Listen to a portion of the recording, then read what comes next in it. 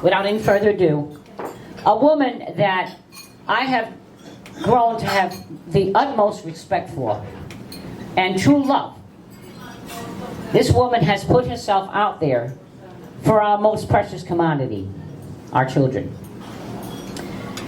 Bev Kilmer is a former representative for the state of Florida. And when Bev Kilmer was term limited out, she made it her goal and her mission. She stayed with her conviction and her heart. And that's called values, morals, and principles. We have to live by those and we have to keep them. And so she started an organization to look into and try and help. I got on the board with her from the very beginning with this, of how we can address the issues of what's happening with this perversion, this child abuse and child pornography and perversion in our school with our children. She's made incredible ground on what she has built and what she has done. Beverly certainly is another organization that's with Conservative Watch USA. But I want to remind you all something. When we talk about who's doing this, okay, don't think it's just the Democrats. Here in the state of Florida, the chairman of the Republican Party of Florida, his name is Joe Gruders. He's a Florida state senator out of Sarasota. He filed Senate Bill number 438 with 5 Democrats. This is the chairman of the Republican Party.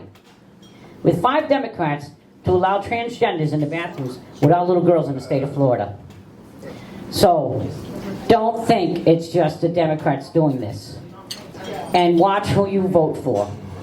Because when we say we need to drain the swamp of these rhinos too, that's who we're talking about, folks.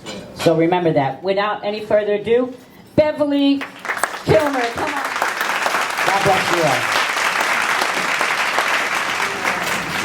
Thank you, Annie, and thank all of you for allowing me to be here with y'all.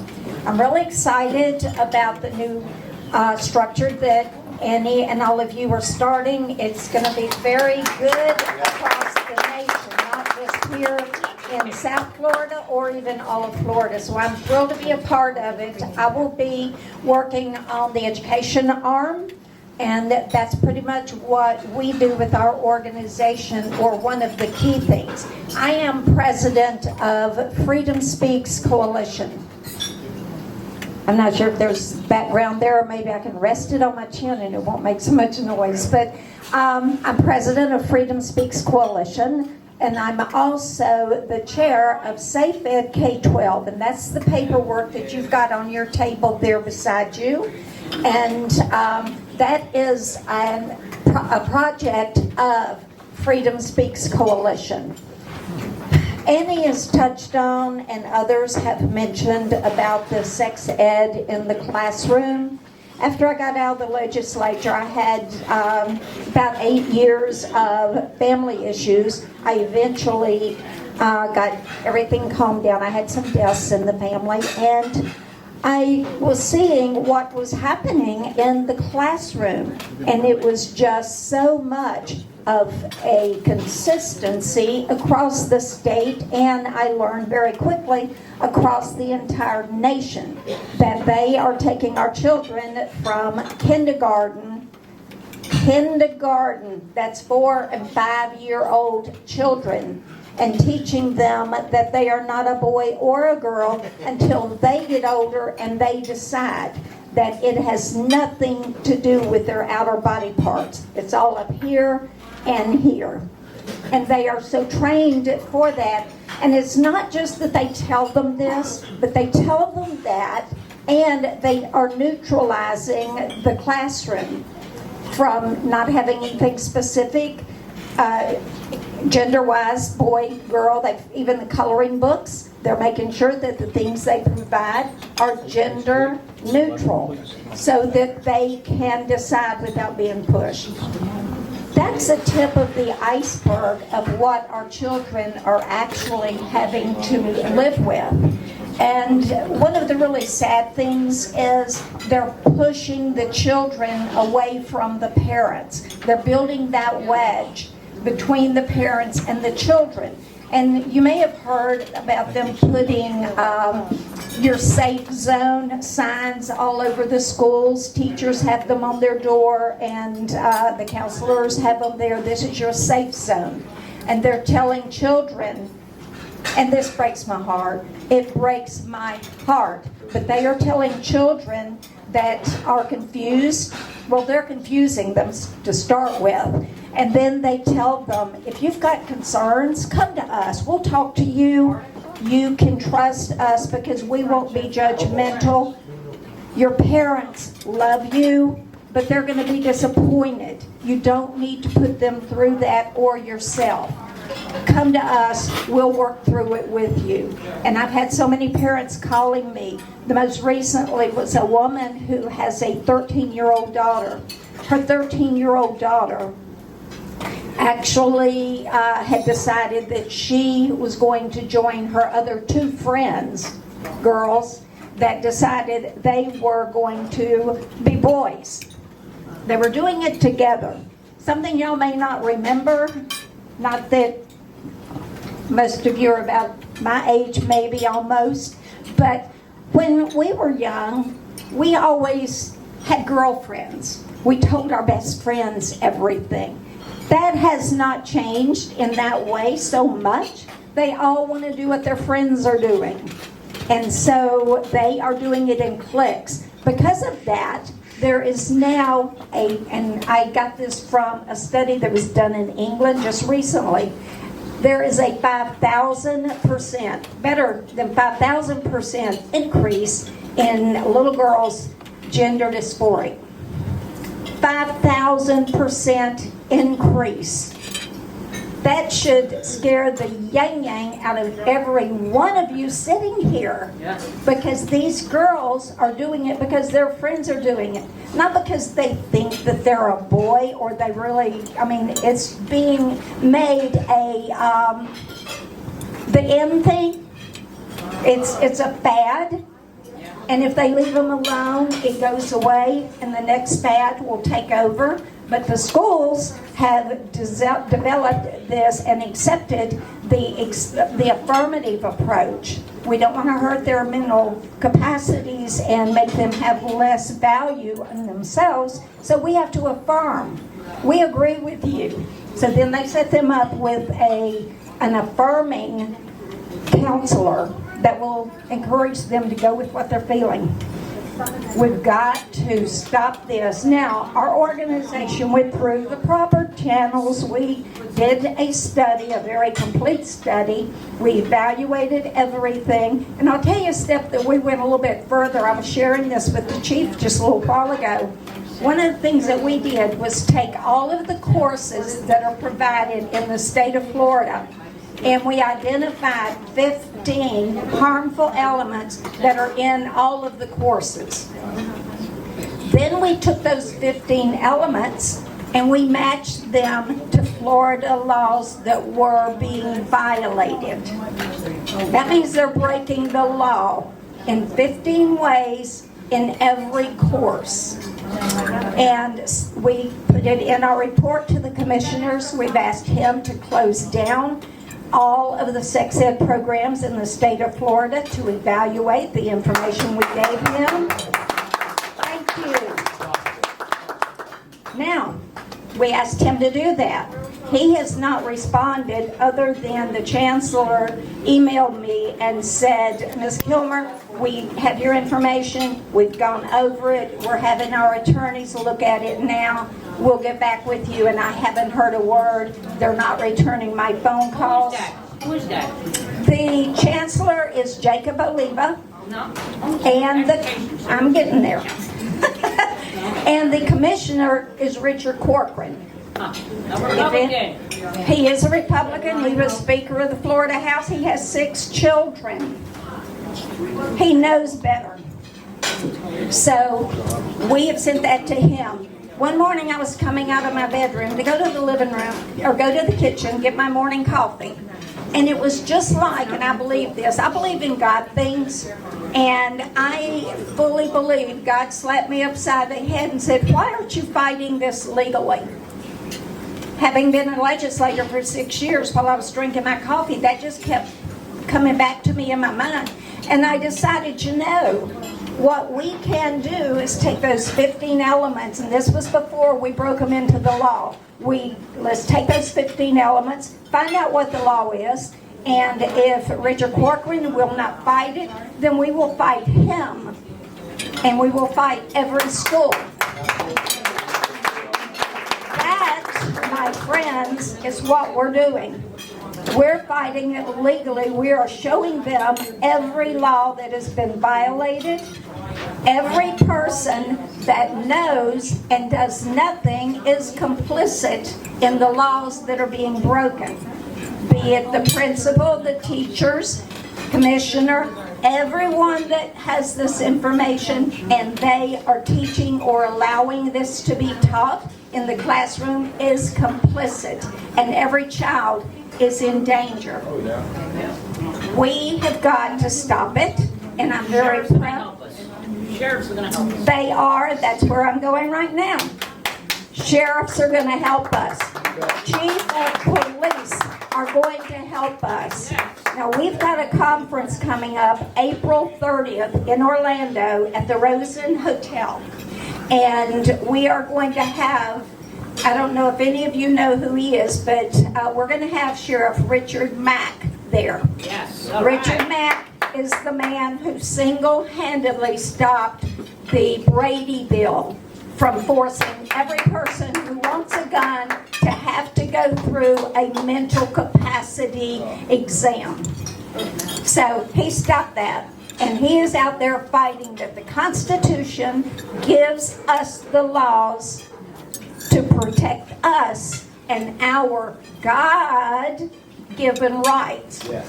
It doesn't really give us anything other than God gave them to us. The Constitution protects them. And they also make it clear to us. We have God-given rights that cannot be taken away from us by any government, not the president, not the Congress, not the governor, not the Florida House of Representatives. They're God-given. We need to remember that.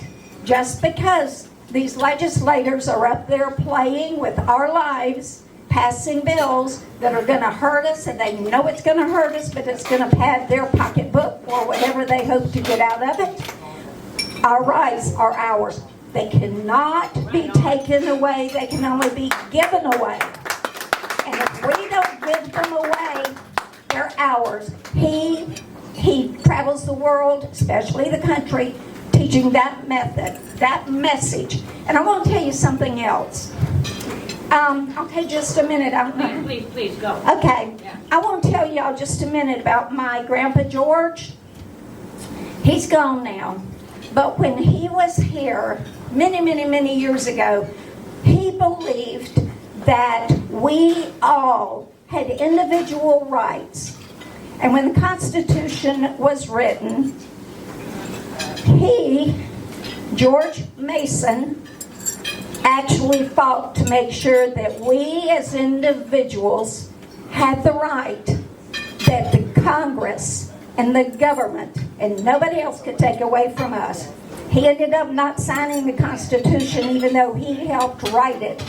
He didn't sign it because they had not integrated the Bill of Rights into the Constitution. So he spent the next couple of years getting those amendments put together to be the Bill of Rights. And my grandfather put in my blood the fight to not allow this to happen. And he gave us the knowledge, and we won't give it up. And I will be out there fighting. I've decided I love children too much to ever allow people to take away, especially the LGBTQ community, the Planned Parenthood, Quality Florida, Advocates for Youth, and I can go on, Human Rights Campaign. I can go on and on. There are so many groups out there fighting to destroy our children, and we need more people out there to protect them and their innocence. Absolutely. We've got to be strong, and it's time that we do that. And so many of our legislators are afraid to go against the LGBT community. Because of the media. Absolutely, the media. And when I've held conferences, we get picketed by them, but you know, it does not bother me at all. It just gives me another venue to make it clear. Our children are worth protecting. Now, I don't care if someone is gay, whatever they do. Adults, do what you want to do. Do not come into the classroom and to take our children away from us. Period. So, having said all of that, and there's a lot more I could say, trust me. But I know Annie is shifting over here, so I'm going to close with this. Our organization is a 501c3. It's Freedom Speaks Coalition. We have 3 arms. 1 is sanctity of life. 2 is education, to protect our children. 3 is the constitutional rights given to us, and we will fight and protect every one of them. Those are our 3 issues, and we have some applications if you would like to join our organization. It's free.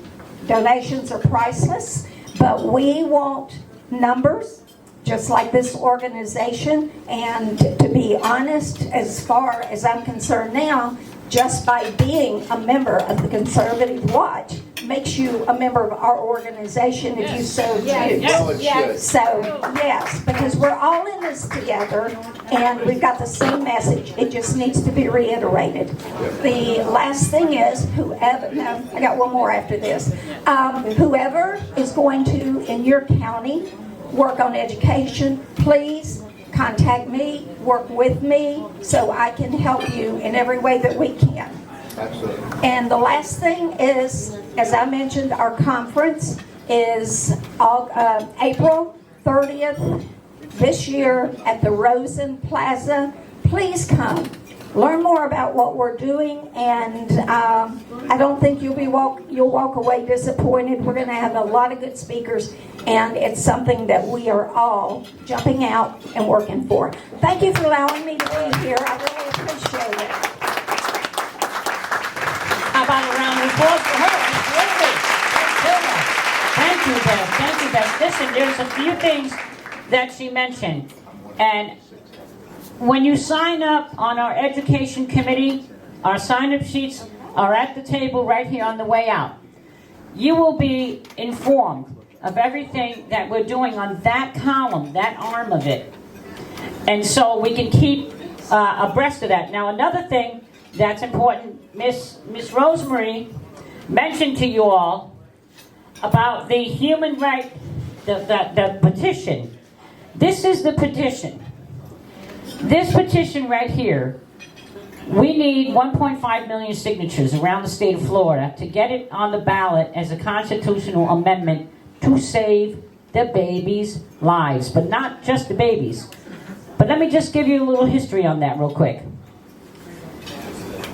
We had not one legislative session, but 2 legislative sessions where we worked very hard, we put together the Heartbeat Protection Bill. Has anybody ever heard of the Heartbeat Protection Bill? Right? Governor Northam. Absolutely. Well, here in Florida, we had Representative Mike Hill out of the Panhandle. He sponsored it. Jim Stomachkrantz, if I have his last name correctly, I always seem to bastardize it. Watch your head, sweetie. It's called Conservative Watch for a reason. Watch your head. And your back, too. Anyway, so these gentlemen put together Alveda King. I'm sure you're familiar with Alveda King. She's the niece of Martin Luther King from Georgia. She came down to Ocala, Florida. I have a home there. I have a home in Palm Beach. I travel, as you all know, around. But we work together. We would go in front of the Planned Parenthoods and protest them doing the abortions. So she also joined our committee to get that Heartbeat Protection Bill passed. Representative Mike Hill sponsored it in the House, the Florida House.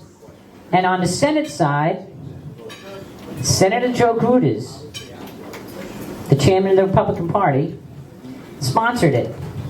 And when Representative Hill went to his office and said, "Hey, great, I'm glad you're sponsoring this with me," he said, bill is going nowhere. I'm killing it. I'm going to absolutely, I fear nothing and I fear no one. Nothing and no one. I will speak the truth, and I will let the truth be known, and I will expose the same way my Heavenly Father is exposing and revealing everywhere we go the evildoers. I'm going to continue to talk, and I'm going to name the names. So yeah, that's the same guy, again, the chairman of the Republican Party, Senator Joe Gruders, killed the Heartbeat Protection Bill. After we passed it, and you know that saying, at the 11th hour? Literally, it was 11 o'clock at night when we got out of the House and finished that bill and passed it. And then he killed it in the middle of the night. So now that's why we are doing this. And we the people are going to make sure that we protect the lives of the unborn and the people that need our help, like the senior citizens as well. We're after a certain age.